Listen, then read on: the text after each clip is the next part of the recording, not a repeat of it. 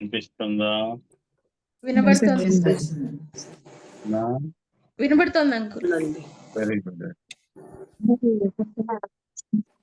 ఆది కాండము 16వ అధ్యాయం 13వ వచనాన్ని ఒకసారి చదువుకుందాం.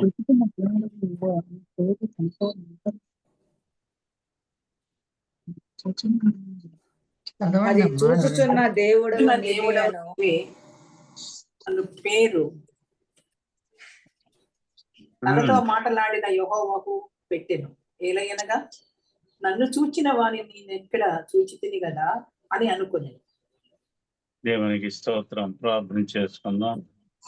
మహోన్నతుడ, మహాగణుడు అయిన దేవుడవు, రక్షకుడు అయిన ప్రభువానికి స్తోత్రాలు. ఉదయకాల సమయంలో నేను తండ్రి చూడంలో నీ బిడ్డలు కూర్చొని ఉంటూ ఉండగా నీ సన్నిధిని తోడుగా ఉంచండి. ఇప్పటిదాకా నీ బిడ్డల పాటలతో, వాక్య పట్టణముతో, వాక్య ధ్యానముతో నేను మహింపరిచిన విధానాన్ని బట్టి మీకు స్తోత్రాలు. ఆయా అల్పుల్ని, అయోగ్యుల్ని పాదములు చెంత ఉంటూ ఉండగా నన్ను సిలువ చాటును మరుగు చేసుకొని మీరు మాట్లాడండి. నేను మాట్లాడే మాటలు వృధాగా పోకుండా మా హృదయాల్లో పదిలపరుచుకొని ఫలించటానికి సహాయం చేయండి. వినటానికి కావలసిన చెవులు మాకు అందరికీ దయచేయండి. వాతావరణ పరిస్థితులన్నీ మీ స్వాధీనంలోనే ఉంటూ ఉంటాయి. అయా నాయన తండ్రి, ఇక్కడ ఉన్నటువంటి ప్రతి బిడ్డను దయతో దర్శించమని ప్రార్థిస్తున్నాను తండ్రి. ఇందులో అంటున్నటువంటి ఒక చక్కని మాట కనిపిస్తా ఉంది. అది ఎవరు? అది అంటే ఎవరండి? చెప్పండి, ఏం పర్లేదు. ఆగరు. అది అంటే ఆమె దాసి కాబట్టి ఆ పదం అక్కడ వాడబడ్డది. అది ఏమంటుందట? చూచుచున్న దేవుడవు నీవే అంటుంది. ఎవరట? చూచుచున్న దేవుడు నీవే అను పేరు తనతో మాట్లాడిన యెహోవాకు పెట్టింది. ఎవరికి? యెహోవాకు పెట్టింది. ఆయన ఏం రాశాడో తెలుసా? ఒక దూత వచ్చినట్టుగా రాస్తా ఉంటే ఇక్కడైతే ఏం రాస్తున్నా అంటే యెహోవాకు పెట్టెను. దేవుడు చూస్తూ ఉన్నప్పుడు దేవుడికి పేరు పెట్టింది. ఎంత చక్కగా రాస్తున్నాడు. తనతో మాట్లాడిన యెహోవాకు పెట్టెను. ఏలయనగా నన్ను చూచిన వానిని నేను ఇక్కడ చూచితిని. నన్ను చూచేటువంటి ఆయన్ని నేను చూచాను. 2 పదాలు ఇక్కడ రాస్తున్నాడు. దేవుడు చూడటం ఒకటి, దేవుణ్ణి చూడటం ఇంకొకటి. 2 పరిస్థితులు అక్కడ సంభవించినాయి. మొట్టమొదటిగా దేవుడు చూసేటువంటి పరిస్థితులు. దేవుణ్ణి చూసేటువంటి పరిస్థితిలో ఆమె మాట్లాడుతూ ఉంది. అయ్యా, నేను నిన్ను చూస్తున్నాను అనే పదం అక్కడ వాడుతూ ఉంది. దానికి ఒక పేరు కూడా పెట్టింది. దేవుడు చూచుచున్న దేవుడు అనే పేరు అక్కడ పెట్టినట్లుగా మనకి కనిపిస్తూ ఉంది. మొట్టమొదట్లో ఆదామును సృష్టి చేసిన దేవుడు తనతో పాటుగా అనేకమైన జంతుజాలాలని, వృక్షాలని, సమస్తాన్ని సృష్టి చేసిన దేవుడు ఏం చేశాడో తెలుసా? పేర్లు పెట్టలే. ఆయన ఎక్కడ తీసుకొచ్చాడు? ఆదాము దగ్గరికి తీసుకొని వచ్చాడు. తీసుకొని వచ్చి ఇవన్నీ చూస్తున్నావు కదా, వీటన్నిటిని చూచి నీవు పెట్టు పేర్లు అని అంటే వెనక ముందు చూడకుండా పేర్లు పెట్టేశాడు. కానీ చూచి పేర్లు పెట్టు అన్నటువంటి ఒక ఆయన ఉన్నాడు కదా, ఆయన పేరు ఏంది అని కానీ, ఆయనకు కూడా ఒక పేరుంటే బాగుంటుంది అని కానీ ఆదాముకి తోచల. పెట్టాడా పేరు? ఏమన్నా పెట్టలేదు. దేవునికి పేరు పెట్టలేదు. ఈయన దేవుడు దేవుడు అనగానే సాష్టాంగ నమస్కారం చేసినటువంటి వాళ్ళు చాలా మంది కనిపిస్తుంటారు. దేవుడు అంటే అనగానే చాలు వాళ్ళు సాష్టాంగ నమస్కారం చేసినట్లుగా మనకు కనిపిస్తా ఉంది. అంతేకాని దేవుణ్ణి నీ పేరేందయ్యా అని అడిగిన వాళ్ళు లేరు కొంతకాలం వరకు. ఒకే ఒక ఆయన అడిగాడు, నీ పేరు ఏమని చెప్పమంటావయ్యా వాళ్ళకి అని. అలాంటి పరిస్థితుల్లో దేవుడు మాట్లాడాడు అనే పరిస్థితి కనిపిస్తూ ఉంటే ఆయనకి ఒక పేరు పెట్టేసింది ఈమె. ఏం పేరట? చూచుచున్న చూచుచున్న దేవుడు. దేవుడు. ఎంత మంచి పేరు! ఆయన చూచే దేవుడు. ఎవరెవరిని ఎప్పుడెప్పుడు చూస్తాడు అనేది మనం గమనిస్తూ పోతా ఉండాలి. కానీ ఈమెను ఎందుకు చూశాడు, ఏ ప్రాంతంలో ఎందుకు చూడాల్సి వచ్చింది అనేది మనం పరిశీలన చేస్తే పరిశుద్ధ గ్రంథంలో ఒక చక్కని మాట కనిపిస్తా ఉంది. ఈమె పేరు హాగరు అనబడ్డది. హాగరు ఎవరయ్యా అంటే ఒక ఐగుప్తీయురాలు అని రాస్తున్నారు. ఐగుప్తీయురాలు ఎవరి దగ్గరకు వచ్చింది? దాసిగా దేవుణ్ణి నమ్ముకున్నటువంటి ఒక స్త్రీ దగ్గరికి వచ్చినట్లుగా కనిపిస్తా ఉంది. దాసి, ఇంటి దాసి. ముసలాళ్ళను పెట్టుకుంటారు ఎవరన్నా? దాసిగా పనిచేయటానికి ఎవరినన్నా 60 ఏళ్ళు 70 ఏళ్ళు వాళ్ళని పెట్టుకుంటారండి? పెట్టుకోరు. పెట్టుకుంటే ఏం చేయాలా?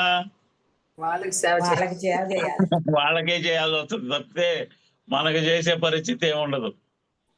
అందువలన సహజంగా ఎవరిని పెట్టుకుంటారు అంటే మనకి సేవ చేయటానికి ఎవరైతే సిద్ధంగా ఉంటారో, ఎవరైతే ఇష్టపడి పని చేస్తారో. అంతేగాని ఇష్టం లేని పెళ్లి కూతురు మీద తలంబ్రాలు ఇసిరేసారంట, ఆ విధంగా వేస్తారు ఇష్టం లేకుండా పెట్టుకుంటే. కాబట్టి ఇష్టంగా పనిచేసే వాళ్ళని పెట్టుకుంటారు. ఎవరైతే మనకి సేవ చేయగలరు అని ఎవరినైతే అనుకుంటామో వాళ్ళని దగ్గర ఉంచుకోవటానికి ప్రయత్నం చేస్తారు. ఈ హాగరు అనేటువంటి ఈ దాసి యవన ప్రాయంలో ఉండి ఉంటుంది, అంతేగాని వయసు మీరినటువంటి వాళ్ళని వీళ్ళు పెట్టుకోరు. ఎందుకని అంటే ఈమెకి వెంటనే పిల్లలు పుట్టే అవకాశాన్ని దేవుడు ఇచ్చాడు. అంటే ముసలాళ్ళకి పిల్లలు పుట్టే అవకాశం చాలా తక్కువగా ఉంటది. అప్పటి రోజుల్లో ఎక్కువ కాలం బతికేవాళ్ళు. అప్పుడు ఏం జరిగిందయ్యా అంటే ఈమె మనకి యజమానురాలు ఒక ఆమె ఉంది. ఎవరామె? శారమ్మ గారు. శారమ్మ గారికి ఏం ఆలోచన వచ్చిందో ఏమో మనకైతే తెలియదు. వాళ్ళ ఆయన దగ్గరకు వచ్చింది. ఎవరైనా? అబ్రహాం దగ్గరకు వచ్చేసింది. అబ్రహాము వాళ్ళ తండ్రి దేశంలో ఉన్నప్పుడు దేవుడు ఒక మాట మాట్లాడాడు. నీవు ఈ ఊరు వదిలిపెట్టు, నీ సమాజాన్ని విడిచిపెట్టు, నీ ప్రజలను విడిచిపెట్టు, నీ ఆస్తిపాస్తులు విడిచిపెట్టు, అన్ని విడిచిపెట్టి నేను చెప్పిన చోటుకు రా అనగానే అసలు వెనక ముందు చూడకుండా బయలుదేరాడు. ఎవరి మాట విన్నాడు?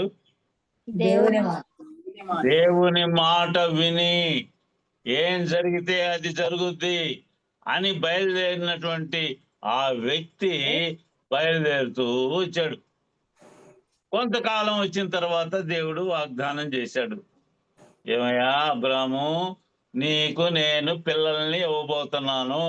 అప్పటికి ఎన్నేళ్ళు? 75 సంవత్సరాల వయసు.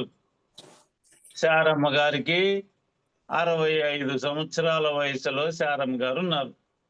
75 సంవత్సరాల వయసులో ఉన్నటువంటి ఒక వ్యక్తికి దేవుని యొక్క వాగ్దానం ఏంటయ్యా అంటే నీకు నేను పిల్లల్ని ఇస్తాను అనే వాగ్దానం. సరే, బాగానే ఉంది.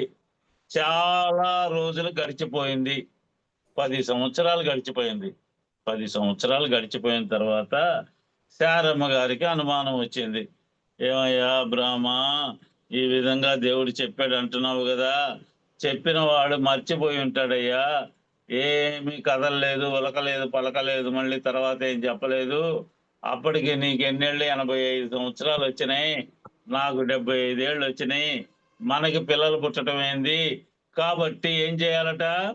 ఇదిగో నా దాసి యవన ప్రాయంలో ఉంది, ఈమెని ఐగుప్తీయురాలు అయినప్పటికీ కూడా నీవు ఆమెతో వివాహం చేసుకో అని ఇచ్చిందట. అందులో రాస్తున్నాడు, అబ్రహాం ఎవరి మాట విన్నా అంట? శారా మాట. ఎంత గొప్ప మాట బైబిల్లో రాపిచ్చాడండి. దేవుని మాట విని అంత దూరం ప్రయాణం చేసి వచ్చినటువంటి అబ్రహాము ఎవరి మాట విన్నాడు? సారాయి మాట. శారా మాట విన్నాడు. కనీసం దేవునితో ఒక మాట కూడా చెప్పలేదు. అయ్యా ఈ విధంగా మా ఆవిడ అంటుంది, నన్ను ఏం చేయమంటావయ్యా అని అడగల.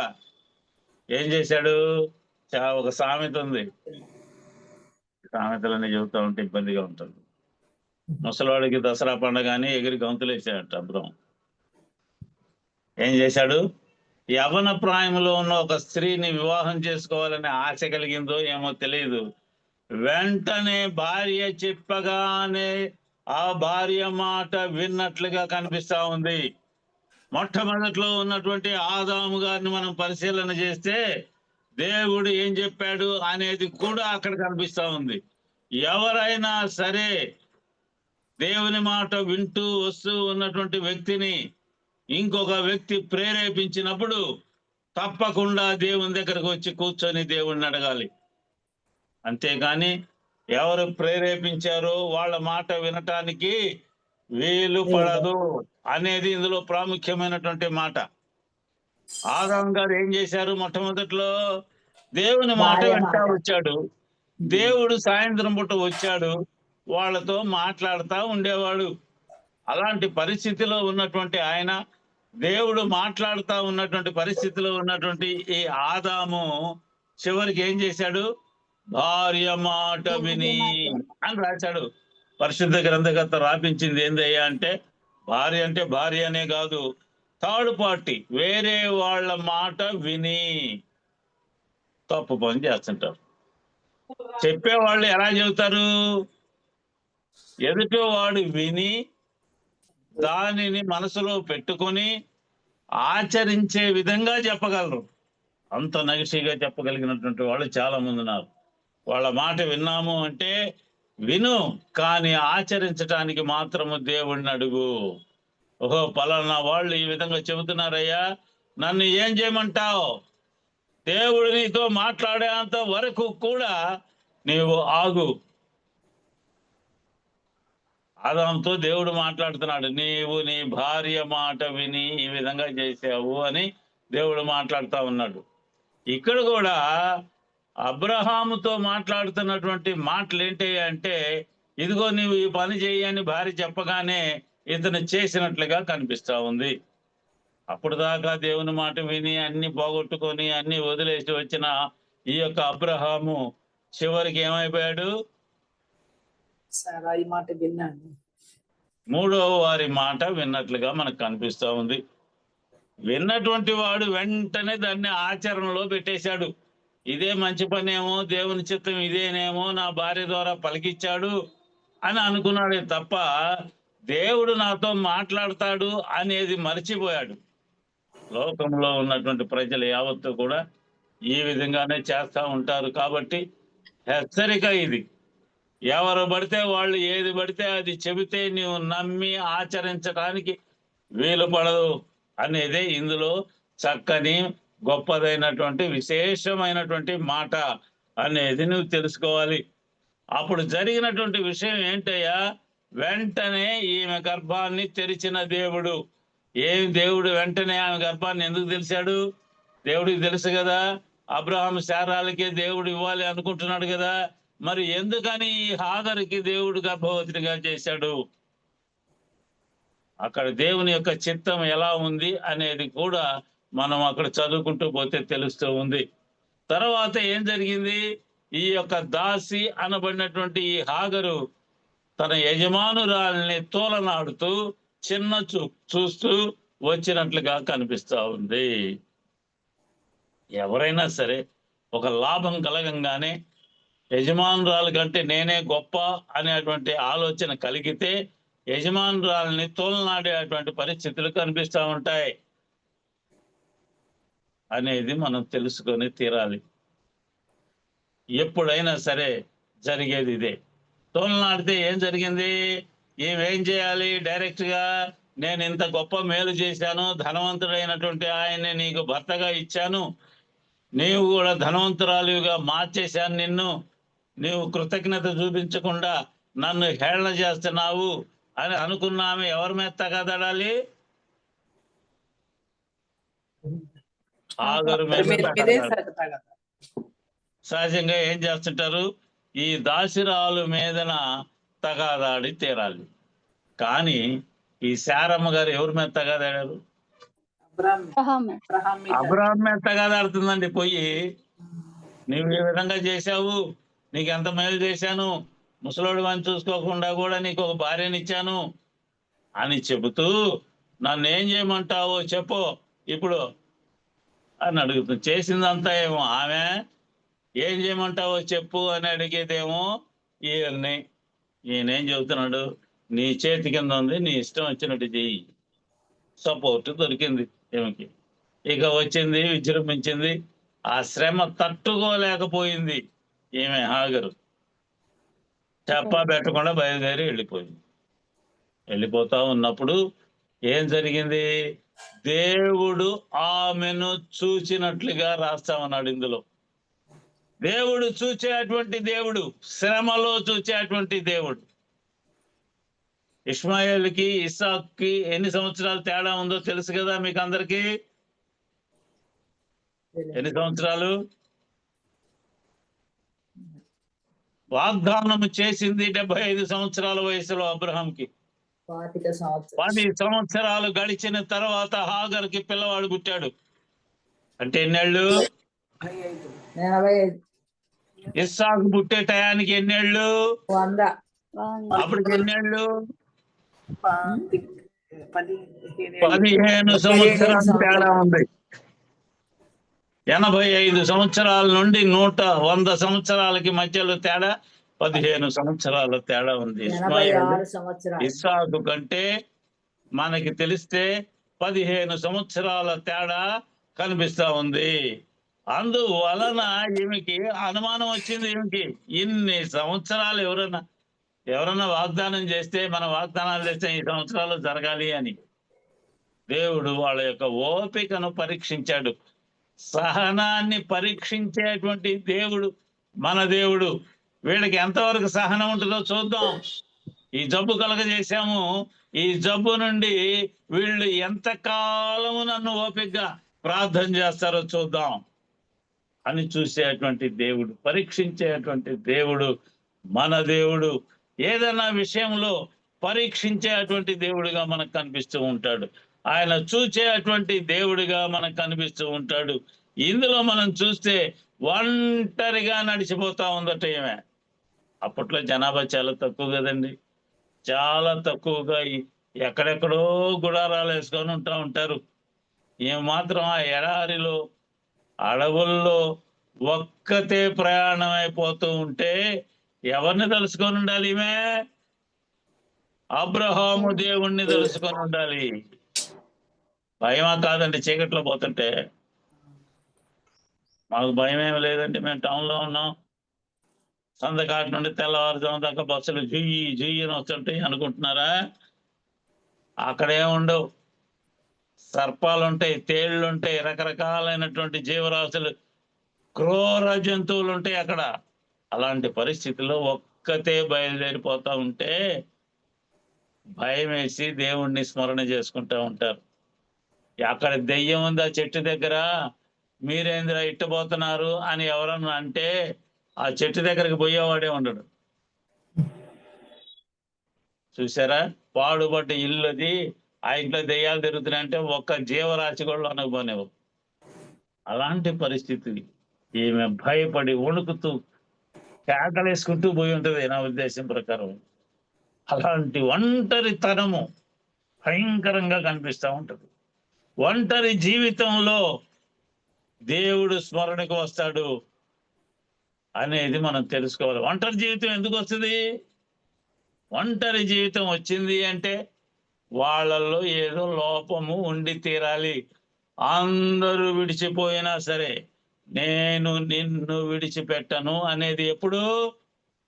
అందరినీ విడిచిపెట్టిన తర్వాత దేవుడా అని ఎప్పుడైతే అంటావో అప్పుడు నేను నిన్ను చూస్తాను అనే దేవుడు మన దేవుడు.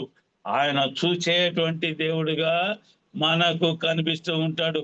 ఇదంతా కూడా 16వ అధ్యాయంలోని ఆదికాండంలో 8వ వచనం నుంచి మనం చదువుకుంటూ పోతే మనకు తెలుస్తూ ఉంటది. దయచేసినటువంటి అంటే ఆయన చూపు ఈమె మీద కనిపిస్తా ఉంది. దేవుని యొక్క చూపు ఈ యొక్క హాగరు మీద పడ్డప్పుడు హాగరు మాట్లాడుతూ ఉంది, అయ్యా నేను ఒంటరి దానినై వస్తా ఉన్నాను, ఒంటరి జీవితం, నాకెవరు లేరు అనే మాట ఎప్పుడైతే నీ హృదయంలో నుండి వస్తుందో దేవుడు ఆసన్నుడు అని కీర్తనకారుడు రాస్తున్నాడు. దేవుడు నీ దగ్గరే ఉంటాడు అని రాస్తున్నాడు. చూసారా? ఎప్పుడైనా సరే మీరు ఆలోచన చేయండి, నాకెవ్వరు లేరయ్యా, నాకు నీవే దిక్కయ్యా అని ఎప్పుడైతే అంటావో, ఎవరు లేరు అంటం వేరు, నీవే దిక్కు అని అంటం వేరు. నీవే దిక్కయ్యా అని ఎప్పుడైతే అంటావో దేవుని యొక్క పరిస్థితి ఉనికి నీ దగ్గర ఉంటది అనేది నీవు తెలుసుకోవాలి. ఇందులో కీర్తనకారుడు అంటున్నటువంటి ఒక చక్కని మాట మనం చదువుకోవచ్చు. ఇందులో 121వ కీర్తన మనం చదువుకుంటే 4-5 వచనాల్లో ఓ చక్కని మాట రాస్తా ఉన్నాడు. అందులో పాడుతున్నాడు, ఇజ్రాయేలును కాపాడువాడు కునుకడు నిద్రపోడు, యెహోవాయే నిన్ను కాపాడువాడు. ఎవరు కాపాడేది? యెహోవాయే యెహోవాయే నిన్ను కాపాడువాడు. నీ కుడి ప్రక్కన లోకంలో యెహోవా ఎవరు నీకు కూడా నిన్ను కాపాడడు. ఇశ్రాయేలుని కాపాడువాడు కునుకడు నిద్రపోడు. నిద్రపోడు.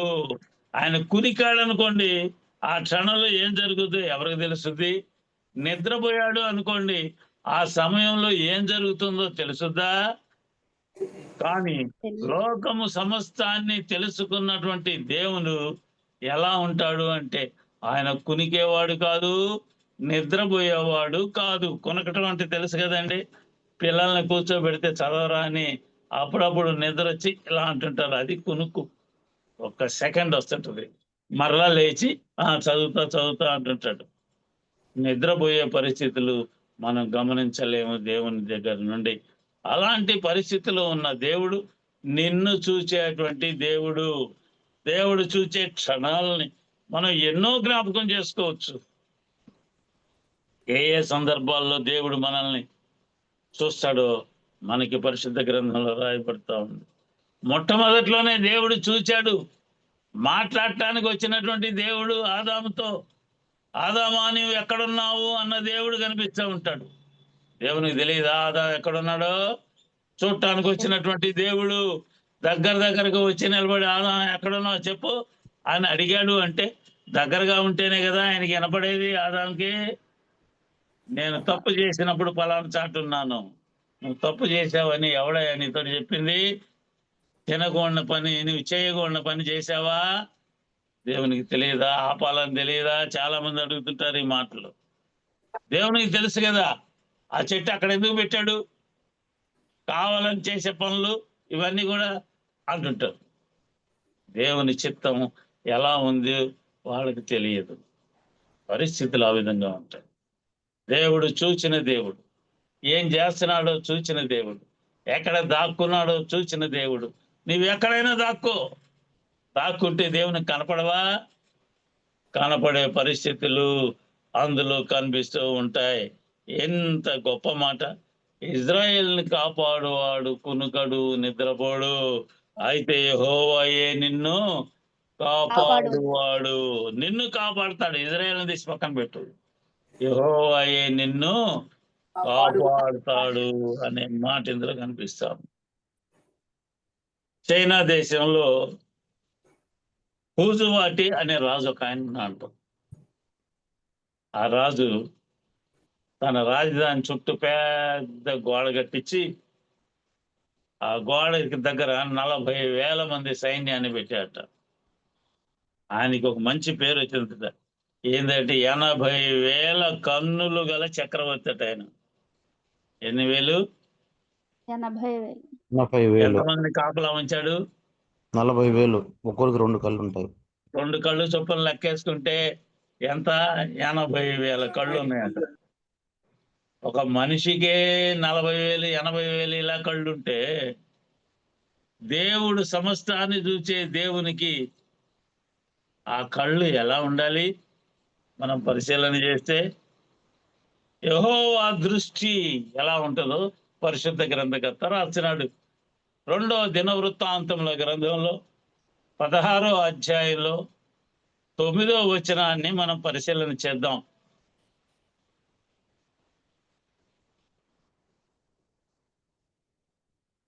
16:9 అంటే ఉమ్, తన ఎడల యథార్థ హృదయం గలవారిని బలపరచుటకై యెహోవా కనుదృష్టి లోకమందంతటా సంచారము చేయుచున్నది. ఈ విషయమందు నీవు యెహోవా కను దృష్టి ఏం చేస్తుందట? లోకం లోకమందంతటా అంతా కూడా సంచారం చేస్తా ఉంటదట. సంచారం చేస్తా ఉంటే కనపడ్డా మానవుడు కనపడకుండా ఉంటాడా? ఎవరిని చూస్తా ఉంటాడట? చెడ్డవాళ్ళని చూస్తాడా? చెడ్డవాళ్ళని మంచి వాళ్ళని చూస్తాడా? ఆయన చెడ్డవాళ్ళని కూడా చూస్తాడు అని రాస్తున్నటువంటి మాటలు మనకు తెలుసు. ఇందులో అంటున్నటువంటి మాట ఏంటి అంటే తన ఏడల యథార్థ హృదయము గల వారిని బలపరచటానికై యెహోవా కను దృష్టి లోకమందంతటా సంచారం చేస్తా ఉన్నది అనే మాట. సంచారం చేస్తే ఏం జరుగుద్ది? చూస్తాడు కదా. చూసేటువంటి కన్నులు కలిగిన దేవుడు ఆయన మాట్లాడుతున్నటువంటి మాట ఏందో తెలుసా? మీరు పెట్టుకున్నటువంటి విగ్రహాలను ఒకసారి జ్ఞాపకం చేసుకోండి. అందులో ఏముందో చూసారా? ఏముంటది? కళ్ళు, నువ్వు పెట్టిన కళ్ళు ఉంటాయి, చూస్తాడా?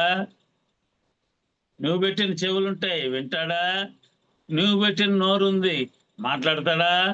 అసలు దానికి ప్రాణం ఉందా? ప్రాణము ఉన్నటువంటి జీవము కలిగినటువంటి దేవుడు మన దేవుడు అనేటువంటి మాట ఇందులో రాస్తూ ఉన్నటువంటి మాట కనిపిస్తూ ఉంది. సామెతల గ్రంథంలో 15వ అధ్యాయంలో 3వ వచనాన్ని మనం పరిశీలన చేస్తే అందులో రాస్తున్నటువంటి ఒక చక్కని మాట కనిపిస్తా ఉంది. యెహోవా కన్నులు ప్రతి స్థలము మీద కూడా ఉండును రాస్తున్నాడు. యెహోవా కన్నులు ఎక్కడుంటాయట? ప్రతి స్థలము మీద ఉండును. మంచి వారిని అవి చూచుచుండును. అందులో ఏం చేస్తుంటాడట ఆయన?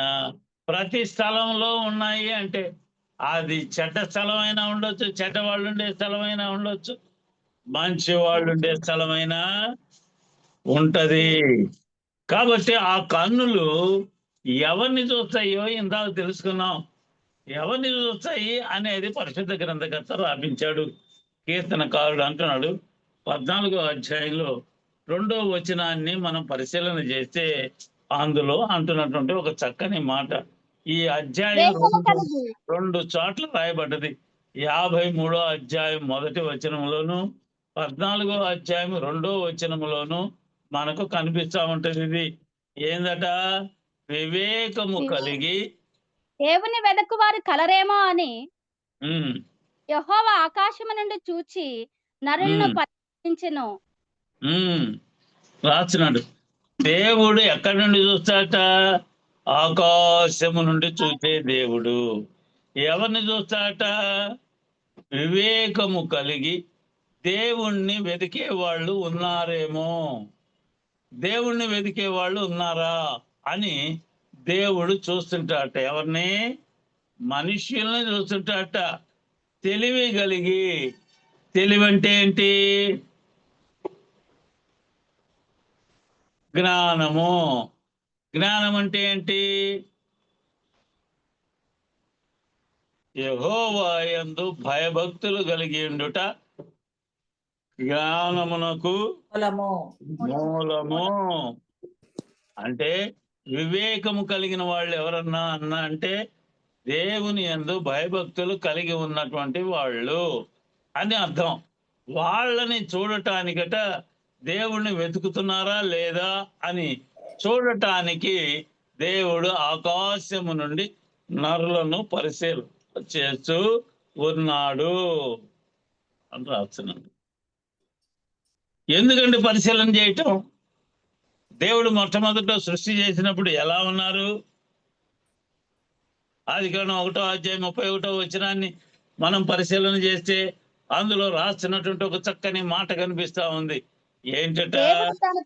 దేవుడు తాను చేసినది యావత్తును చూసినప్పుడు అది చాలా మంచిదిగా నుండెను. ఎలా ఉందట? మంచిదిగా ఉంది. దేవుడు చేసిన అన్ని, అంటే అందులో మానవుడు కూడా ఉన్నాడు, నరుడు కూడా ఉన్నాడు. నరుడిని మొట్టమొదటిలో ఎలా చేశాట? తన స్వరూపములో చేసుకున్నాడు. తన స్వరూపంలో దేవదూతలు ఉంటారండి, కెరూబులు, శరాబులు ఇవన్నీ ఉంటారా? సేవకులు వాళ్ళందరూ. కానీ తన స్వరూపంలో మాట్లాడినటువంటి ఒక మాట ఏంది అంటే, నా రూపంలో ఉన్నటువంటి వాడు. మనకి పిల్లలు పుడతారండి, పిల్లాడిని చూసినటువంటి వాళ్ళు ఏమంటారు తెలుసా? అచ్చం ఈ పిల్లాడు ఎట్టున్నాడు తెలుసా? ఎట్టున్నాడు? వాళ్ళ తాతలాగున్నాడు రా, అచ్చం. లేకపోతే వాళ్ళ నాన్నలాగున్నాడు రా, లేకపోతే వాళ్ళ అమ్మలాగున్నాడు. అంటే వాళ్ళ స్వరూపము ఉంది అంటే వాడెవడు? ఫలానా వాళ్ళకి సంబంధించిన వాడు. మానవునికి దేవుని స్వరూపం ఉంది అంటే ఈ మానవుడు ఎవడు? దేవుని స్వరూపం, దేవునికి సంబంధించిన వాడు. అర్థమవుతుంది కదా? ఇందులో రాస్తున్నటువంటి మాట, దేవుడు తాను చేసినటువంటి ప్రతిదాన్ని పరిశీలన చేసి అది చాలా మంచిగా ఉంది. తన స్వరూపంలో చేసుకుంటున్నటువంటి ఆయన. నా స్వరూపం నాకు ఎట్ట తెలుసుదండి? పొద్దున్నే లేచారండి, నీ రూపం ఎలా ఉందో ఎట్ట తెలుస్తుంది? జుట్టంతా చిందరవందరగా ఉంది, ముఖం అంతా కడుక్కోకుండా ఇష్టానుసారంగా ఉంది. అది నీది నీకు ఎలా తెలుస్తుంది? అద్దంలో అంటే ఎదురుగా ఎవరో ఒకరు చెబితే తెలుస్తుంది. అది ముఖ్యమైనటువంటిది. దేవుడు మాట్లాడుతున్నాడు ఎవరితోటి? మనము ఒక వ్యక్తిని సృష్టి చేద్దాం రాండి అని పిలుచుకున్నాడు. సృష్టి చేసేటప్పుడు తన రూపంలో చేయాలి. అంటే ఎదుటివాడు ఎవడో ఒకడు చెబుతూ ఉండాలి, ఈ విధంగా ఉండాలి. ఎంత గొప్పగా రాసినట్టు. అలాంటిది ఎలా చేశాడు అంటే, దేవుడు మంచిగా ఉంటాడు కాబట్టి ఆ రూపములో మానవుణ్ణి సృష్టి చేశాడు. అలాంటి మానవుణ్ణి దేవుడు చూస్తా వస్తున్నాడు. కొంతకాలం జరిగిపోయిన తర్వాత ఏం జరిగిందయ్యా అంటే, అతను తప్పు చేసినట్టు మనకు తెలుసు. దేవుని మాటలు మీరటం ఇక్కడ అనేది కూడా మనకి తెలుస్తుంది. ఇందులో మనం తెలుసుకోవాల్సింది ఒకటే, దేవుని మాటను మీరు చేయకుండా వినకుండా ఉంటే దేవుడు చూసినప్పుడు నీవు ఎలా కనిపిస్తావు? ఎలా కనిపిస్తావో తెలుసా? దేవుని రూపం నీలో నుండి బయటికి వెళ్ళిపోతుంది, భయంకరంగా కనిపిస్తావు. ఆదికాండం 6:12 మనం గమనిస్తే అందులో ఒక చక్కని మాట రాస్తా ఉన్నారు. ఏం రాస్తున్నారో చూద్దాం. దేవుడు భూలోకమును చూచినప్పుడు అది చెడిపోయి ఉండెను, భూమి మీద సమస్త శరీరులు తమ మార్గమును చెరిపివేసుకొని ఉండిరి. ఏం రాస్తున్నాడండి? దేవుడు భూలోకాన్ని చూచినప్పుడు ఏం జరిగిందట? అంతా కూడా చెడిపోయి కనిపించింది. మనుషుల్ని చూస్తున్నాట ఆయన. మనుషుల్ని చూస్తా ఉంటే భూలోకం యావత్తు కూడా చెడిపోయింది అని రాస్తున్నాడు. భూలోకంలో ఉన్న మనుషులందరూ కూడా ఏమైపోయారట? చెడిపోయారు అని రాస్తున్నాడు. చెడిపోవడం అంటే ఏంది అర్థం? దేవుని మార్గంలో వాళ్ళు లేరు, అంత భయంకరంగా ఉన్నారు వాళ్ళు. 6:5 ఆదికాండంలో మనం పరిశీలన చేస్తే అందులో రాసినటువంటి చక్కని మాట, నరుల చెడుతనము భూమి మీద గొప్పదనియు వారి హృదయం యొక్క తలంపులలోని ఊహ అంతయు ఎల్లప్పుడూ కేవలము చెడ్డదని యెహోవా చూచి యెహోవా చూచెను రాస్తున్నాడు. దేవుడు చూచినప్పుడు ఎలా కనిపిస్తా ఉంది? ఇందాక అనుకున్నాడు భూమి మీద భయంకరమైనటువంటి చెడ్డతనము ఉన్నది. భూలోకాన్ని చూసినప్పుడట అది చెడిపోయింది అని రాస్తున్నాడు. భూలోకాన్ని చూస్తే చెడిపోయింది బాగానే ఉంది. భూలోకంలో చూసినప్పుడు మనుషులు కనిపించారు. ఆ మనుషులు ఎలా ఉన్నారు అనేది కూడా ఇందులో రాస్తున్నారు. నరుల యొక్క చెడుతనము, వాళ్ళు చేసే క్రియలు, చెడుతనం అంటే ఏమి లేదు, వాళ్ళు చేసేటువంటి పనులు, ఆలోచనలు, చేసేటువంటి పనులు అని రాయబడుతున్నటువంటి మాట అది భూమి మీద చాలా గొప్పగా ఉంది. అంటే ఇక లోకంలో దేవుని తలుచుకునేవాడు లేడు అనేది అందులో ముఖ్యమైనటువంటి విషయము. ఏంటట ఇందులో రాస్తున్నాడు? ఇందులో నరుల చెడుతనము భూమి మీద చాలా గొప్పదని గొప్పదని, వారి యొక్క హృదయం యొక్క తలంపులు ఊహ అంతయు చెడ్డది. ఇందులో రాస్తున్నాడు. మనం చాలా సార్లు చెప్పుకున్నాం ఇది. హృదయములోని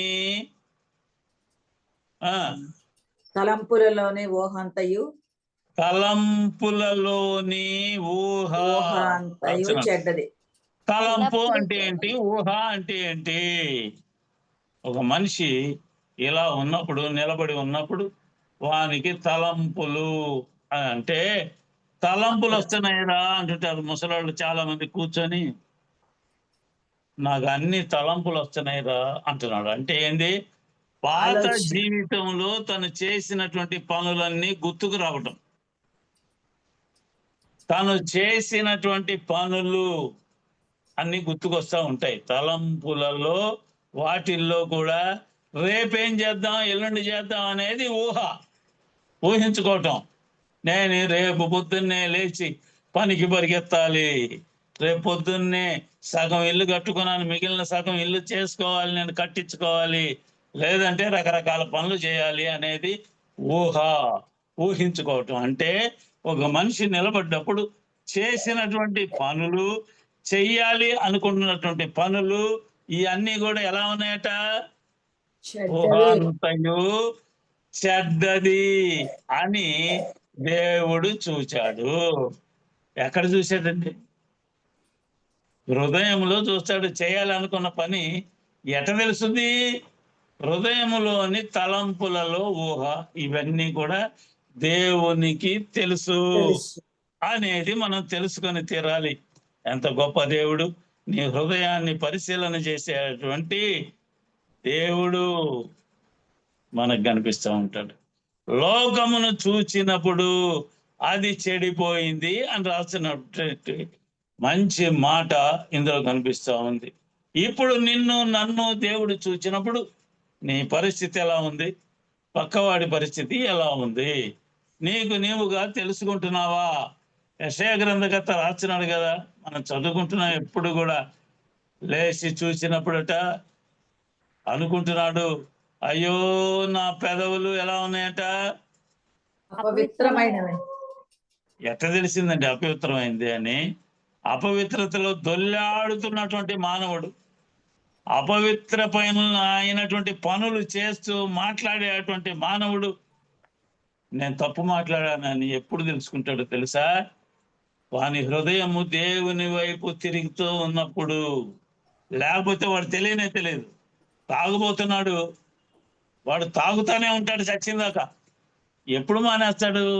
అది తప్పు అని తెలిసినప్పుడు. తిట్టుబోతూ అలాగే ఉంటాడు. అన్ని రకాలైనటువంటి శరీర క్రియలు చేసేవాడు అందరూ కూడా అలాగే ఉంటారు. ఎప్పుడు మార్పు వచ్చింది అంటే వాళ్ళు దానిని గుర్తు చేసుకున్నప్పుడు. నీకు మనిషి లోపల నుండి, నోట్లో నుండి బయటికి రావాలి, అయ్యో నిజమే. దాని ఫలితం వచ్చినప్పుడు మాత్రం మనిషికి తెలుస్తుంది. ఫలితము రానంత వరకు కూడా వాడికి తెలియదు. తాగి సిగరెట్లు తాగి మందు తాగి టీబీ వచ్చినప్పుడు మూలన పడేసినప్పుడు డాక్టర్ గారు చెప్తారు నీ పని అయిపోయింది పో ఇంకా ఇంటికి పో అన్నప్పుడు అప్పుడు గుర్తుకొస్తుంది, అయ్యో ఎంతమంది చెప్పారు నాకు, నేను వినలేదయ్యా, ఇక నా దగ్గరికి ఎవడు రావటం లేదయ్యా అని కేక వేసినప్పుడు ఏం కేకేస్తాడు? దేవుడా నన్ను కాపాడు కాపాడు అనేటువంటి పరిస్థితి అందులో కనిపిస్తూ ఉంటది. ఇందులో మనం చూస్తే దేవుడు నిన్ను చూస్తాం ఒకటి, ఇంకొకడు కూడా చూస్తుంటాడు పక్కనే. ఎవడాడు? సాతాను. Very good. వాడు బాగా గుర్తుంటాడు, దేవుడు గుర్తుంటాడు కానీ వాడు మాత్రం గుర్తుంటాడు. ఎందుకని అన్ని దెబ్బలు తగిలిచ్చేది వాడేగా, ఇబ్బందులు పెట్టేది వాడే కదా, వాడే గుర్తుకొస్తాడు పొద్దున్న లేచిన కాడి నుంచి మనకు అందరికీ కూడా. అందులో అంటున్నాడు, మత్తయి సువార్త చూసిన మనకు ఒక గొప్ప మాట కనిపిస్తూ ఉంది 12వ అధ్యాయంలో 44వ వచనంలో. ఒక్కసారి జ్ఞాపకం చేసుకుంటే అంట, ఒక దెయ్యం ఒక మనిషిలో నుండి వెళ్ళిపోయింది. వెళ్ళిపోతే ఆ మనిషి ఎలా ఉంటాడు? గుడికి రాడు, ప్రార్థన చేయడు, బైబిల్ చదవడు, ఇవన్నీ లేవు. అయినా దేవుడు ఏం చేశాడో తెలుసా? ఆ దెయ్యాన్ని బయటికి పంపించాడు. పోతే వెంటనే తన హృదయం ఖాళీగా ఉంటుంది.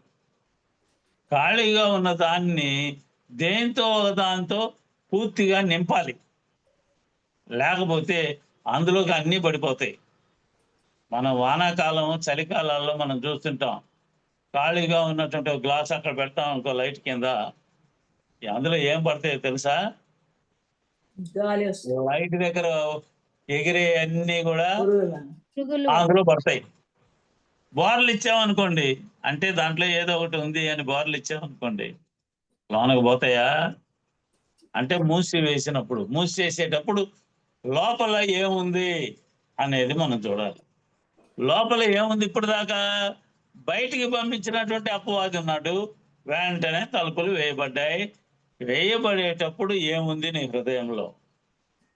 దేవుని యొక్క ఆత్మ చేరిందా?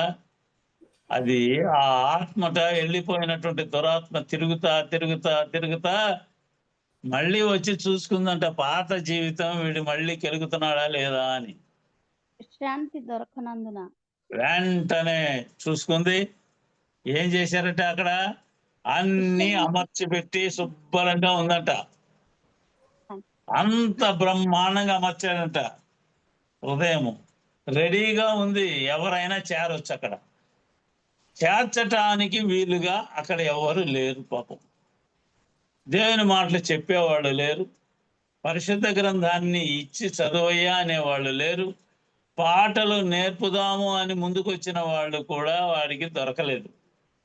అలాంటి పరిస్థితి ఉంది. అలాంటి పరిస్థితిలో వచ్చి, ఓహో మనం వచ్చినప్పుడు చింతరవంతరగా ఉంది, అన్ని శుభ్రం చేసి ఉన్నాయి, కాబట్టి ఏం చేయాలా? మళ్ళీ రావాలి.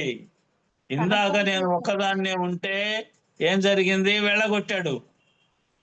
నాకంటే బలమైనటువంటి వాళ్ళని పట్టుకురావాలి నేను, అప్పుడు కానీ వీడి సంగతి తేల్చను అని. ఇంకా ఎన్ని దెయ్యాలను పట్టుకొచ్చినాయి?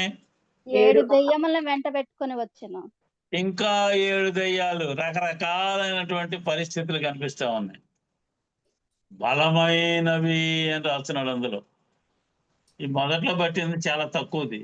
బలమైన దెయ్యాలను పట్టుకొచ్చి టెస్ట్ వేసి కూర్చున్నాయట. చూచి అని రాస్తుంది అందులో. ఏం చూశాడట? ఖాళీగా ఉన్నటువంటి నీ హృదయాన్ని చూశాడు, అపవాది చూశాడు, దేవుడు చూస్తున్నాడు. ఎవరికి నీవు స్థానం ఇవ్వాలి? దేవునికి నీవు స్థానం ఇచ్చినట్టయితే ఏం జరిగేది? అక్కడ దేవునికి స్థానం ఇస్తే దేవుని యొక్క ఆత్మని హృదయంలో ఉండే పరిస్థితి ఇందులో కనిపిస్తూ ఉంది. యేసు ప్రభు వారు యెరూషలేము దేవాలయానికి వెళ్ళినప్పుడు దేవాలయంలో ఏం జరుగుతాయి అంటే కానుకలు పట్టే విధానం ఉంది. కానుకలు ఇలా తీసుకొని వచ్చి ఎయ్యి అని అనరు. ఎయ్యి అని వచ్చాడు అంటే అడుక్కునే పరిస్థితులు కనిపిస్తాయి. అక్కడ వేసిందాకా వదిలిపెట్టరు. పిల్లలకి ఏం తెలుస్తుంది? పిల్లల్ని వాడతారు దానికి. సహజంగా ఏంటంటే 12 ద్వారాలు ఉంటే ద్వారం దగ్గర ఒక్కొక్కటి చొప్పున పెట్టే కానుకలు పెట్టి ఉంటుంది. కానుకల పెట్టెలు అలా పెడుతూ ఉంటే కానుక పెట్టెల్లో కొన్ని రకాలు ఉంటాయి. పిల్లలు వేసేది, వృద్ధులు వేసేది, యవ్వనస్తులు వేసేది, స్త్రీలు వేసేది, పురుషులు వేసేది, ఇంకా ప్రత్యేకమైనటువంటి విఐపీలు ఉంటారు వాళ్ళు వేసేది, ఇలా రకరకాలుగా ఉంటుంటాయి. ఒక్కొక్క ద్వారంలో ఒక్కొక్క పెట్టె కనిపిస్తూ ఉంటది. యేసు ప్రభు వారు ఒక పెట్టె దగ్గర కూర్చున్నారు. పేదవాళ్ళు వేసే పెట్టెది. ఆ పెట్టె దగ్గరకు ఒక స్త్రీ వచ్చింది, విధవరాలు, పేదమైనటువంటి విధవరాలు వచ్చింది. లూకా సువార్త 21వ అధ్యాయంలో 2వ వచనంలోను, మార్కు సువార్త 12వ అధ్యాయం 42వ వచనంలోను ఇది రాయబడ్డది. ఇందులో ఈ విధవరాలట ఆమె దగ్గర ఉన్నటువంటి 2 కాసులు తీసి అందులో వేసిందట. కానుకలు వేసేటప్పుడు చాలా మంది ఇలా వేస్తుంటారు, చేయి అడ్డం పెట్టి ఇలా, ఎవరికి గాని రాకుండా. చినిగిపోయిన నోట్లు, నలిగిపోయిన నోట్లు ఎవరికన్నా కనపడితే మళ్ళీ తగాదాడతారయ్యా, అందుకని చినిగిపోయిన నోట్ వేస్తే ఎవరికి కనపడదు కదా, ఇట్లా అడ్డం పెట్టి అనుకొని వేసేవాళ్ళు చాలా మంది కనిపిస్తుంటారు. ఈమె వేస్తుంటే యేసు ప్రభు వారు చూచారు. అంటే నీ హృదయం యొక్క పరివర్తన ఎలా ఉంది అనేది అందులో కనిపిస్తూ ఉంటుంది. యేసు ప్రభు వారు అన్ని గొప్ప కార్యాలు చేస్తున్నటువంటి ఆయన అక్కడ కూర్చొని ఉంటే ఇంకా వేసేవాళ్ళు ఎలా వేస్తారో తెలుసా? వాళ్ళ పరుసు మొత్తం తీసి అందులో వేసేవాళ్ళు, పరుసులో డబ్బులు తీసి జేబులో పెట్టుకొని ఉట్టి పరుసు వేసేవాళ్ళు, ఏదో 10 రూపాయలు 20 రూపాయల నుంచి. అలా జరుగుతూ ఉంది. గొప్పగా వేసేవాళ్ళు వేస్తున్నారు. కానీ ఆయన ఏమన్నాడో తెలుసా? చూచిన దేవుడు ఆమె సంపాదన యావత్తు కూడా తెచ్చేసేసింది. వేసిందేమో 2 కాసులు, సమాధానం ఏమో ఆమె సంపాదన యావత్తు కూడా ఆ రోజుకి తీసుకొచ్చి వేసింది అనేటువంటి పరిస్థితి అందులో చూస్తూ ఉంటాం. ఇందులో ఆయన చూచేటువంటి దేవుడు చూచేటువంటి కన్నులు ఎలా ఉన్నాయి అనేది, లోకము ఆయన కనుదృష్టితో నింపబడ్డది అంటే ఆ కనుదృష్టి ఎలా ఉంటది? మండిపోతా ఉన్నటువంటి కన్నులు అని రాయబడుతుంది. అందులో అపోస్తలుడైనటువంటి మన యోహాను గారు రాసినటువంటి ఒక గ్రంథంలో అందులో ఆయన నేత్రాలు ఎలా ఉన్నాయో రాస్తున్నటువంటి మాట కనిపిస్తూ ఉంటది. ఆయన నేత్రములు ఎలా ఉన్నాయట? అగ్ని జ్వాలలలాగా ఉన్నాయి. పరలోకం నుండి చూచేటువంటి దేవుడు తన నేత్రాలు అగ్ని జ్వాలల్లాగా ఉంచి భూమి మీద చూస్తూ ఉంటాడు. అంటే అగ్నికి ఆహుతి అయిపోయేటువంటి పరిస్థితి ఏంటి అంటే పాపమును దహించేటువంటి స్థితి అందులో కనిపిస్తుంది.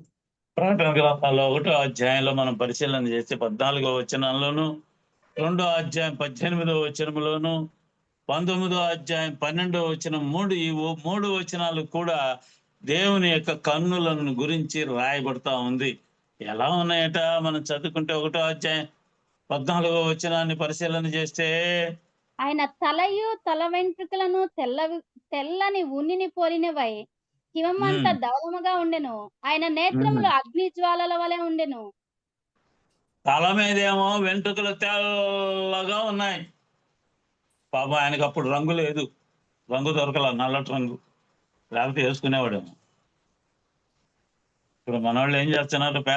పెద్ద సేవకులు అనేవాళ్ళు కూడా తెల్లగా ఉన్న జుట్టును నల్లగా మారుస్తారు, వాళ్ళ వయసు తెలియకుండా. పాపం శరీరం ముడతలు వాళ్ళ వల్ల కాదనుకోండి. ఇందులో ఆయన తల వెంట్రుకలు ఎలా ఉన్నాయట?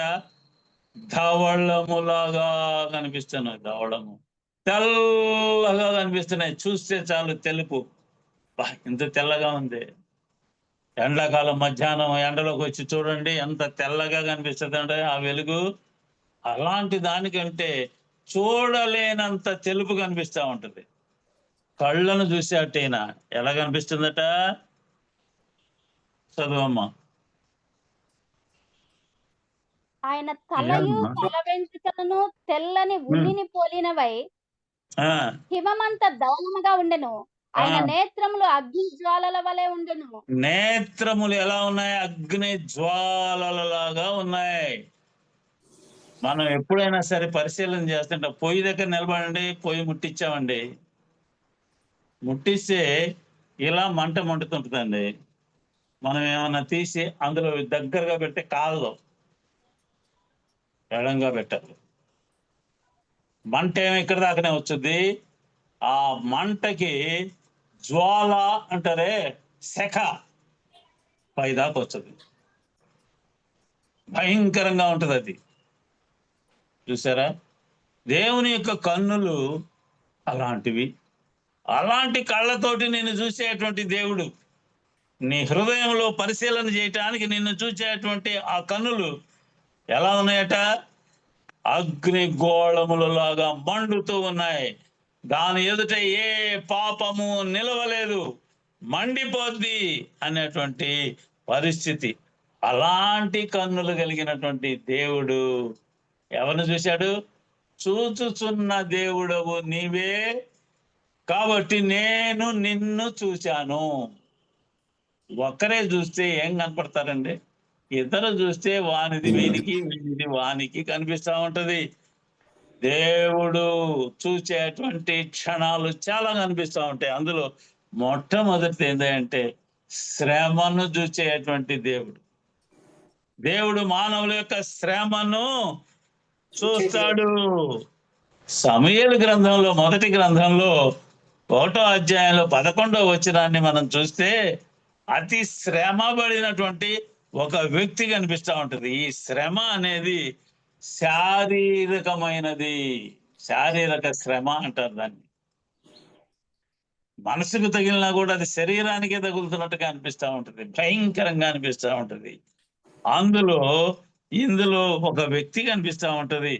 అందులో హన్నా అనబడినటువంటి ఒక స్త్రీ ఎక్కడికి వచ్చింది? షిలోహులో ఉన్నటువంటి ఒక మందిరానికి వచ్చింది. ఆ మందిరంలో ఆమె కూర్చొని మాట్లాడుతా ఉంది. చదువుకుందాం, ఒక్కసారి చదవండి. 1వ అధ్యాయంలో వచ్చి యెహోవా సన్నిధిని ప్రార్థన చేయుచు బహుగా ఏడ్చుచు, సైన్యములకు అధిపతియగు యెహోవా, నీ సేవకురాలైన నాకు కలిగి ఉన్న శ్రమను చూచి నీ శ్రమను చూచి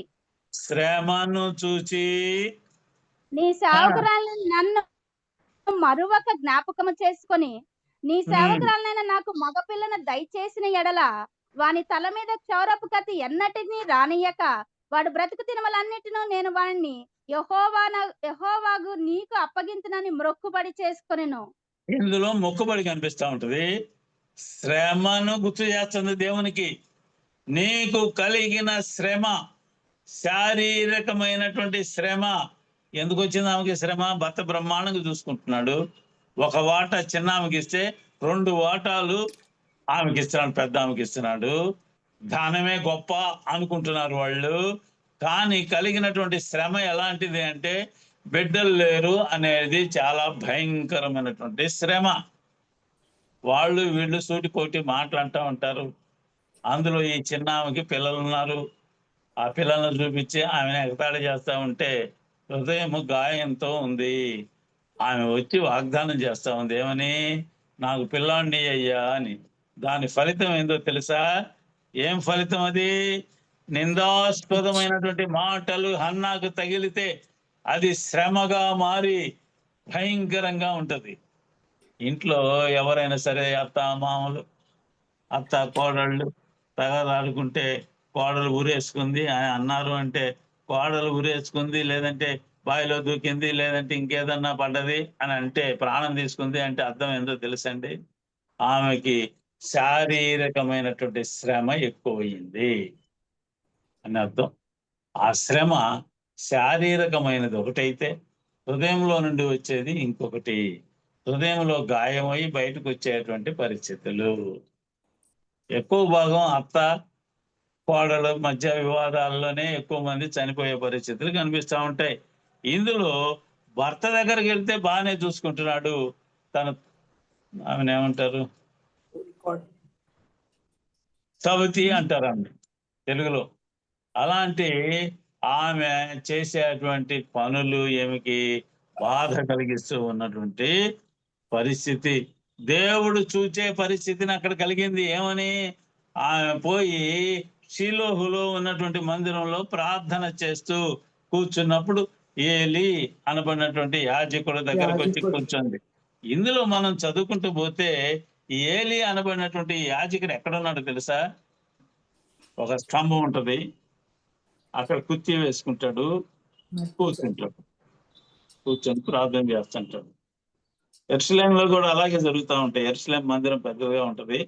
ఆ ప్రెమిసెస్ లో అందరూ కూడా ఒక స్తంభాన్ని గోడను ఆనుకొని అలా కూర్చుంటారు, కుర్చీ వేసుకొని కళ్ళు మూసుకొని ప్రార్థన చేస్తూ ఉంటారు. ఎవరైనా అవసరం ఉన్నటువంటి వాళ్ళు వాళ్ళ దగ్గరకు వచ్చి కూర్చొని ప్రార్థన చేయించుకోవటానికి వస్తారు. అలాంటి పరిస్థితిలో ఏలీ కూడా అక్కడ కూర్చొని కుర్చీలో కూర్చొని ఉన్నాడు ఆసనం మీద. ఏమని గమనిస్తా ఉన్నాడు, ఏంట్రా పొద్దున్నే తాగి వచ్చావమ్మా అని అడగటం, భక్తురాలై నా ఉన్నది. బాధని వివరించటం జరిగింది. దేవుడు నీ ప్రార్థన ఆలకించాడమ్మా, మీదటి సంవత్సరానికి నీకు ఒక పిల్లవాడిని దేవుడు అనుగ్రహించబోతున్నాడు. కారణం ఏంటి? ఆమె దేవునికి వాగ్దానం చేస్తా ఉంది. ఏమని? అయ్యా, ఈ పిల్లవాడు నాకు పుడితే చాలు, వాడిని నీకే పాలు మరిచిన తర్వాత తీసుకొచ్చి వదిలేసిపోతాను అనే మాట అందులో కనిపిస్తా ఉంది. ఎంత గొప్పదైనటువంటి మాట ఇందులో రాస్తున్నాడు. అందువలన దేవునికి మరలా ఆమె ఇచ్చిన కారణంగా, దేవుడు ఇచ్చిన దానిని మరలా దేవునికి ఇచ్చిన కారణంగా ఆమెకు మళ్ళీ ఎంతమంది పిల్లలు పుట్టారండి? 3 కుమారులు, 2 కుమార్తెలు. మొత్తం ఎంతమంది? 5. మొదటి సమూయేలు గ్రంథం 2వ అధ్యాయం 21వ వచనంలో మనం పరిశీలన చేయొచ్చు దాన్ని. అందులో 3 కుమారులు, 2 కుమార్తెలు కలిగారు. అంటే ఏంటి? దేవుని యొక్క దీవెన ఎలా వచ్చిందో తెలుసా? నీకు దేవుడిచ్చిన దాంట్లో దేవునికి ఇవ్వాలి. మలాకీ గ్రంథకర్త అదే చెబుతున్నాడు. నీకు దేవుడు ఇస్తున్నాడు, ఇచ్చిన దాంట్లో ఏమి ఇవ్వాలి? దేవునికి దశమ భాగాలు ఇవ్వాలి, కృతజ్ఞత అర్పణలు ఇవ్వాలి. అవన్నీ కూడా ఎవరికి సంబంధించినవి? దేవునికి సంబంధించినవి. వాటిని దేవుని ప్రజలకు ఖర్చు పెట్టేట్టుగా ఉండాలి. అది దేవుడు కోరుకునేది. దాని ఫలితం ఏందో తెలుసా? ఇంకా రెట్టింపు ఉత్సాహంగా దేవుడిస్తాడు. అంత గొప్పదైనటువంటి దీవెన నీకు కలుగుతుంది. రెండవది, హింసను చూచేటువంటి దేవుడు. సమయం అయిపోయింది. హింసను చూస్తాడు దేవుడు. ఏం చూశాడు? నిర్గమకాండము 3వ అధ్యాయము 9వ వచనాన్ని మనం ఒక్కసారి జ్ఞాపకం చేసుకుంటే అందులో అంటున్నటువంటి గొప్ప మాట కనిపిస్తా ఉంది. ఇశ్రాయేలీయుల మొర నిజముగా నా యొద్దకు చేరినది, ఐగుప్తీయులు వారిని పెట్టుచున్న హింసను చూచితిని. హింస అంటే ఏంటో తెలుసా అండి? ఎదుటి వాడు పెట్టేదాన్ని హింస అంటారు. శ్రమ అంటే తనకు తాను అనుభవించేదిగా వస్తూ ఉంటుంది. అది హృదయంలో నుంచి వచ్చినా బయట నుంచి వచ్చినా శ్రమ శరీరానికి సంబంధించింది. హింస అనేది ఇంకొకరు పెడితే వచ్చేది. ఈ హింస 430 సంవత్సరాల పాటు వాళ్ళు అనుభవించారు. ఎన్ని సంవత్సరాలు? 430. అసలు వాళ్ళు ఐగుప్తు దేశానికి ఎందుకు పోయారండి వీళ్ళు? పాలు తేనెలు ప్రవహించేటువంటి దేశంలో ఉండేటువంటి వాళ్ళు వీళ్ళు. అక్కడ కరువు వచ్చింది. కరువు వస్తే ధాన్యము అక్కడ ఈజిప్ట్ లో ఉంటది, అది కొనటానికి బయలుదేరారండి వీళ్ళు. పోయిందేమో ధాన్యం కొనుక్కుందామని, చేసిందేమో వెట్టి చాకిరి. అప్పట్లో ఇటుకలు చేయటంలో ప్రావీణ్యత వాళ్ళది. ఇటుకలు, రకరకాల ఇటుకలు ఉంటాయండి. అందులో ఫలానా వాళ్ళు చేసిన ఇటుకలు బ్రహ్మాండంగా ఉంటాయి అంటుంటారు. మేము ఈ ఇల్లు కట్టుకున్నాం కదా, ఈ ఇల్లు కట్టేటప్పుడు కొల్లూరు నుంచి తెప్పించేవాళ్ళం. ఇప్పుడు కొల్లూరు ఇటుకలు కూడా నాసిరకంగా తయారయ్యాను అనుకోండి. ఆ కొల్లూరు నుంచి తెచ్చిన ఇటుక ఈ టాపీ పెట్టి కొడితే టాపీ వంకర పోతే కానీ ఇటుక పగలదు, అంత స్ట్రాంగ్ గా ఉంటది. అలాగే ఈజిప్ట్ లో చేసేటువంటి ఇటుకలు, కాల్చే ఇటుకలు అంత బలంగా ఉంటాయి. అలాంటి ఇటుకలు తయారు చేసేవాళ్ళు వీళ్ళు. ఇటుకలు చేసేటప్పుడు కాళ్ళతో తొక్కేవాళ్ళు, కోడిగుడ్లు వేసేవాళ్ళు, బెల్లం వేసేవాళ్ళు, రకరకాలైనటువంటి మిక్చర్ చేసి వాటిని తొక్కి ఇటుకలు చేసేవాళ్ళు. అలాంటి వాళ్ళని కూడా ఏం చేసేవాళ్ళు? హింస పాలు చేశారు. చాలా భయంకరమైనటువంటి హింస. కీర్తనకారుడు అంటున్నాడు 94వ అధ్యాయము 9వ వచనాన్ని ఒక్కసారి జ్ఞాపకం చేసుకుందాం. చివరిగా టైం అయిపోయింది. చెవులను కలుగజేసిన వాడు వినకుండునా, కంటిని నిర్మించిన వాడు కానకుండునా. చెబుతున్నాడు దేవుడి యొక్క మాట. చెవులను కలగజేశాడు కదా మానవులకి. మనకి మానవులు వినటానికే తయారు చేసినటువంటి ఈ చెవులను కలగజేసిన వాడు వినకుండా ఉంటాడా? కంటిని నిర్మించిన వాడు కానకుండా. నీకు కళ్ళు పెట్టినటువంటి ఆయన బ్రహ్మాండంగా చూస్తున్నావు కదా అటు ఇటు. ఆ కళ్ళు పెట్టిన ఆయన నిన్ను చూడకుండా ఉంటాడా? ఇశ్రాయేలీయుల యొక్క శ్రమను చూచిన దేవుడు నీ శ్రమను కూడా చూచేటువంటి దేవుడు. ఆయన నీ శ్రమను చూచేటువంటి దేవుడు. చాలా మంది అనుకుంటారు ఇశ్రాయేలీయుల్ని ఈజిప్ట్ దేశం నుండి బయటికి పంపించేటప్పుడు ఇజ్రాయేలీలు ఒక పని చేశారు. ఏం చేశారో తెలుసా? పక్కింటి వాళ్ళతో మాట్లాడి వాళ్ళ వెండి నగలు, బంగారపు నగలు, వాళ్ళ విలువైన వస్తువులు అవన్నీ అడిగి తీసుకొని ఏం చేశారు వీళ్ళు? మళ్ళీ తీసుకుపోయి ఇచ్చారా? తీసుకుపోయారండి. తీసుకొని బయలుదేరారు. కారణం ఏంటి? ఎందుకనండి ఆ విధంగా తీసుకుపోవటానికి గల కారణం ఏంటి? దేవుడు ఇస్తాడు కదా. కానీ కారణం ఒకటి ఉంది. ఎంతో కాలము నుండి వాళ్ళు ఏం చేశారో తెలుసా? కూలి ఇయ్యకుండా అన్యాయం చేశారు, పని చేయించుకున్నారు. కనుక దాని యొక్క ఫలితాన్ని వాళ్ళు తీసుకుపోయారు. ఇదేం దొంగతనం కాదు. వాళ్ళు కూలి ఇవ్వాలి, ఇవ్వలేదు. దానికి ఫలితంగా బంగారాన్ని తీసుకున్నారు. వాళ్ళ దగ్గర అడిగి తీసుకున్నారు. అది దొంగతనం అంటారు. దొంగతనం కాదు అది. వాళ్ళకి రావాల్సినటువంటి పరిస్థితి, రావాల్సినటువంటి ఆదాయాన్ని వాళ్ళకి వాళ్ళు తీసుకున్నట్లుగా కనిపిస్తా ఉంది. కాబట్టి దేవుడు చూసేది ఏంటయ్యా అంటే నీ శ్రమను చూస్తాడు. నీవు ఒకరి ద్వారా పడేటువంటి హింసను చూసేటువంటి దేవుడు. శరీరక బలహీనతలను చూసేటువంటి దేవుడు మన దేవుడు. రోగాలు వస్తే చూసేటువంటి దేవుడు మన దేవుడు. రోగం వస్తే రోగంలో అయ్యా అని మొరబెడితే దేవుడు నిన్ను స్వస్థపరిచే దేవుడు. స్వస్థపరచాలంటే చూడాలి కదా. చూచి స్వస్థపరిచేటువంటి దేవుడు మన దేవుడు. కాబట్టి ఆయన చూచేటువంటి దేవుడు. చూచుచున్న దేవుడవు నీవు. అది నేను గ్రహించలేకపోతున్నాను. నన్ను చూస్తున్నటువంటి దేవుణ్ణి నేను చూశాను అని చెప్పుకోగలవా? ఈ ఉదయకాల సమయంలో నిన్ను చూసేటువంటి దేవుణ్ణి నీవు కూడా చూడాలి అని హెచ్చరిక చేస్తూ ఈయన మాటలు ముగిస్తాను. దేవుణ్ణి చూడాలి అంటే ఏమేం చేయాలో పరిశుద్ధ గ్రంథంలో రాయబడ్డాయి. మన వాళ్ళు చెబుతూనే ఉన్నారు. దేవుణ్ణి చూడాలి అంటే నీవు చాలా జాగ్రత్తగా నీ జీవితాన్ని ముందుకి కొనసాగించాలి.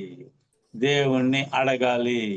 ఆయనకి ఇష్టడుగా బ్రతకాలి అనేది నువ్వు తెలుసుకొని ముందుకు నడవాలని కోరుకుంటూ ఈయన మాటలు ముగిస్తాను. దేవుడి కొద్ది మాటలను మన వినికిడిలో దీవించుగాక. ఆమేన్. ఆమేన్.